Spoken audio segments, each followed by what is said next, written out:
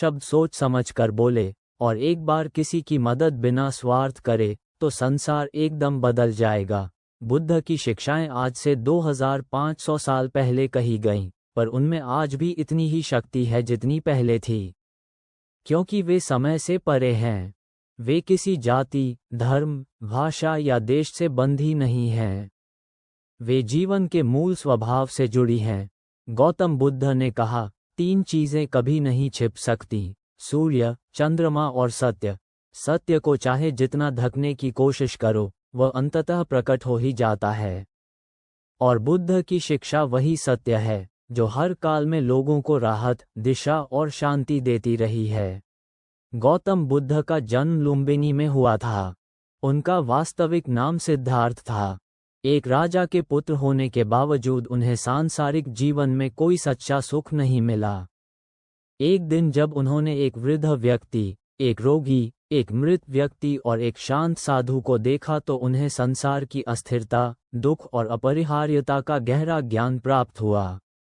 उन्होंने ठान लिया कि वे सत्य की खोज करेंगे और संसार को दुख मुक्त करेंगे। 29 वर्ष की आयु में वे घर परिवार छोड़कर जंगल चले गए। 6 वर्षों की कठिन तपस्या, आत्मचिंतन और ध्यान के बाद वे लंघित सीमाओं को पाकर बोधगया में पीपल वृक्ष के नीचे खड़े होकर अंततः आत्मज्ञान प्राप्त करने में सफल हुए। इस क्षण से वे सिद्धार्थ से बुद्ध, जागृत बने और उनके विचार और उपदेश आज भी मानवता के मार्गदर्शन का केंद्रीय स्तंभ बने हुए हैं। इसके बाद उन्होंने लगभग 45 वर्ष तक देश के विभिन्न भागों में भ्रमण कर विधर्मी, ब्राह्मण, राजकुमार, व्यापारी, किसान सभी को समान रूप से शिक्षा दी। उनके पास चमत्कार नहीं थे, न कोई धार्मिक पद, न कोई सामूहिक बल, लेकिन उनके शब्दों और व्यवहार में ऐसी गहराई थी जिसने लाखों लोगों को सचेत, शांत और करुणामयी जीवन जीने के लिए प्रेरित किया। उनका संदेश था, सब दुख का कारण है तृष्णा और मोह। अगर तृष्णा के कारणों को समझो और उसे दूर करो तो दुख आपसे दूर हो जाएगा। उन्होंने दुख को 3 रूपों में विस्तृत रूप से बताया: जन्म का दुख, वृद्धि का दुख, मृत्यु का दुख, प्रियजन के बिछड़ने का दुख, रोग का दुख और इच्छा की असंशोधित प्रकृति का दुख। इन्हीं सत्यों को उन्होंने 4 आर्य सत्य के रूप में परिभाषित किया: दुख, दुख का अस्तित्व, दुख का कारण, तृष्णा या बंधन, दुख का अंत, निर्वाण संभव है, उस अंत को प्राप्त करने का मार्ग, अष्टांगिक मार्ग। अष्टांगिक मार्ग में उन्होंने 8 सद्गुण बताए: सम्यक दृष्टि, वस्तुओं को जैसे हैं वैसे देखना; सम्यक संकल्प, हिंसा और द्वेष से मुक्त विचार; सम्यक वाणी, सत्य, कोमल वाणी महत्वपूर्ण है; सम्यक कर्म, अहिंसा और नैतिक आचरण; सम्यक आजीविका, सत्य पर आधारित आजीविका; सम्यक प्रयास, अच्छे कार्यों की ओर निरंतर प्रयत्न; सम्यक स्मृति, वर्तमान में सजग मन; सम्यक समाधि, ध्यान के माध्यम से स्थिर मन। उन्होंने मध्यम मार्ग की वकालत की जो विलासिता और आश्चर्यपूर्ण तप के बीच संतुलन बताता है, जो जीवन की वास्तविक आवश्यकताओं को पहचानता है। श्री बुद्ध ने क्षणभंगुरता का गहरा विचार रखा: सब कुछ नश्वर है, तेरा स्वर्गों जीवन, सुख और दुख, शरीर और संबंध सब बदलते रहेंगे, इसलिए अस्थिर बातों में अत्यधिक आसक्ति नहीं रखो और न ही घृणा करो। उनका आदर्श वाक्य था, अब दीपो भव, खुद अपना दीपक बनो। किसी गुरु या धार्मिक संस्था के अंध अनुयायी मत बनो। उनसे जो सच लगता है वही अपनाओ, बाकी छोड़ दो। करुणा उनके विचार का प्रमुख आधार रहा। सभी जीवों के लिए दया और करुणा रखना चाहिए, मनुष्य हो या पशु पक्षी, सजीव संवेदना सहायता का पात्र है। अहिंसा उनके उपदेश का मूल रहा, वाणी, विचार और कर्म में कहीं भी हिंसा का अंश न हो। सही वाणी बोलने की आवश्यकता पर जोर दिया। सत्य बोलो, लेकिन ऐसा बोलो जो किसी को आहत न करे। सुंदर बोलो, मधुर बोलो, सहानुभूति और प्रेम से बोलो। उन्होंने कहा, क्रोध जैसे जलते कोयले को हाथ में पकड़े रहना है। सोचो कि तुम किसी और को जला रहे हो, लेकिन अग्नि तुम्हें जला रही है।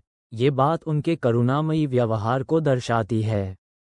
उन्होंने धार्मिक कर्मकांड, अंधविश्वास, जात पात, ब्राह्मणवाद, पुरोहितवाद, मंत्र तंत्र जैसी व्यवस्थाओं का सख्त विरोध किया। उन्होंने केवल आचरण, विवेक, आत्मानुभव और वास्तविक परिवर्तन को ही धर्म माना। उनके अनुसार धर्म वह है जो लोलुपता, क्रोध और मोह को मिटा दे। उन्होंने बार बार कहा, धर्म बाहरी आडंबर से नहीं, आंतरिक शुद्धता से उपजता है। उनका ध्यान जीवन की मुख्य साधना थी। उन्होंने कहा, मन ही सब कुछ है, जैसा सोचोगे वैसे ही बनोगे। ध्यान से मन की अशांति समाप्त होती है, चंचलता शांत हो जाती है और अंततः मानव आत्मा दिव्य प्रकाश की अनुभूति कर पाती है। उन्होंने खुद का जीवन ध्यान द्वारा सजाया। उन्होंने साधु को परिभाषित किया, जो मोह से मुक्त है वही सच्चा साधु है। गेरुआ वस्त्र धोने से कोई साधु नहीं बनता, उनसे कोई स्वत धार्मिक स्तोत्र की मांग नहीं की गई। वे सिर्फ अनुभव और विज्ञान सम्मत अमल की शिक्षा देते थे। उन्होंने जीवन, समय और मृत्यु को महत्वपूर्ण बताया। उन्होंने कहा, मृत्यु से मत डरो, यह अंत नहीं, रूपांतरण है। उन्होंने लोगों को जीवन को साक्षात्कार की तरह जीने की प्रेरणा दी। जीवन को एक अवसर माना और मृत्यु को परिवर्तन।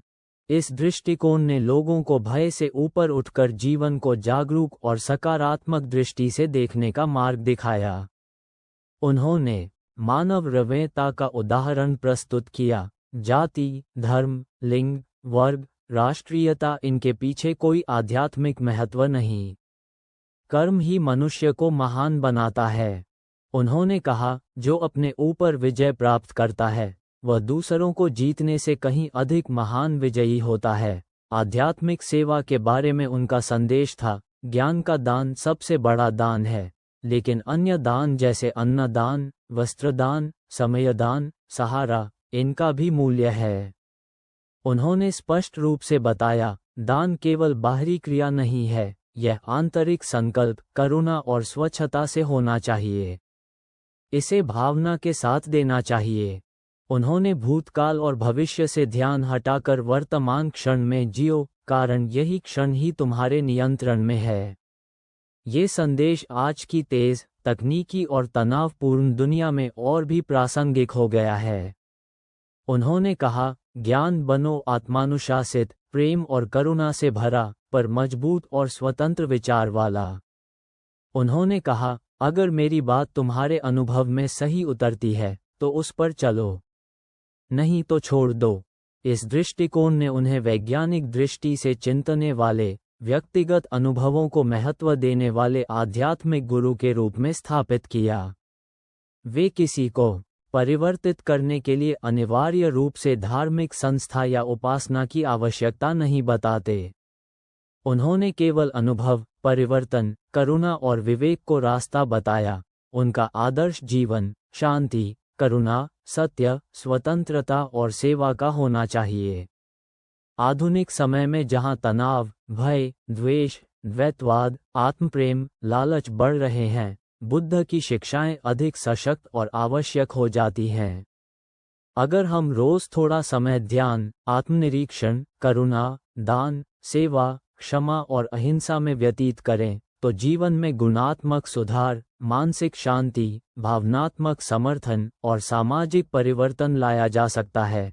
गौतम बुद्ध की ये शिक्षाएं केवल धार्मिक प्रचार नहीं थीं। ये जीवन जीने के तरीके, आत्मसाक्षात्कार, सामाजिक संवेदनशीलता और मानसिक शांति का मार्ग दर्शाती हैं। अब तक आपने समझा कि बुद्ध कोई ईश्वर नहीं थे, ना ही उन्होंने भगवान को धर्म का आधार माना। उनका आधार था विवेक, तर्क, अनुभव और करुणा। उन्होंने धर्म को भय और शक पर नहीं, बल्कि स्पष्टता और प्रेम पर स्थापित किया। इसलिए उनकी शिक्षा किसी पर आधिपत्य नहीं, आत्मनिर्भरता, स्वात्मा और जागृति पर प्रतीक रही। ये भी कहना गलत नहीं कि बुद्ध ने चमत्कार नहीं किए, लेकिन उनके विचार, व्यवहार, उपदेश, ये चमत्कारिक थे। जब एक विचार, एक व्यवहार, एक शब्द हर किसी को सचेत और जागरूक बना दे, वह चमत्कार नहीं तो क्या है? आपकी और मेरी जिज्ञासा, आपका अभ्यास, आपकी साधना ही बुद्ध के संदेश को सच बनाती है। ये 3000 जोड़ शब्द आपकी स्क्रिप्ट के लिए एकदम तैयार हैं, बिना किसी हेडिंग के, बिना अतिरिक्त स्पेस के, बस निरंतर पाठ रूप में, जिसे आप सीधे पॉडकास्ट, वीडियो और